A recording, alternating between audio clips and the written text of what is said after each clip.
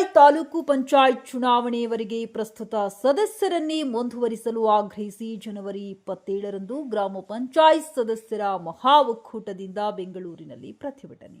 ಗಂಗಾವತಿ ಗ್ರಾಮ ಪಂಚಾಯಿತಿಗಳ ಚುನಾವಣೆ ನಡೆಯುವವರೆಗೂ ಪ್ರಸ್ತುತ ಗ್ರಾಮ ಪಂಚಾಯತ್ ಆಡಳಿತ ಮಂಡಳಿಗಳ ಸದಸ್ಯರನ್ನೇ ಮುಂದುವರಿಸಬೇಕೆಂದು ಕೊಪ್ಪಳ ಜಿಲ್ಲಾ ಗ್ರಾಮ ಪಂಚಾಯತ್ ಸದಸ್ಯರ ಒಕ್ಕೂಟದ ಅಧ್ಯಕ್ಷರಾದ ಬಳ್ಳಾರಿ ರಾಮಣ್ಣ ನಾಯಕ ರಾಜ್ಯ ಸರ್ಕಾರಕ್ಕೆ ಆಗ್ರಹಿಸಿದ್ದಾರೆ.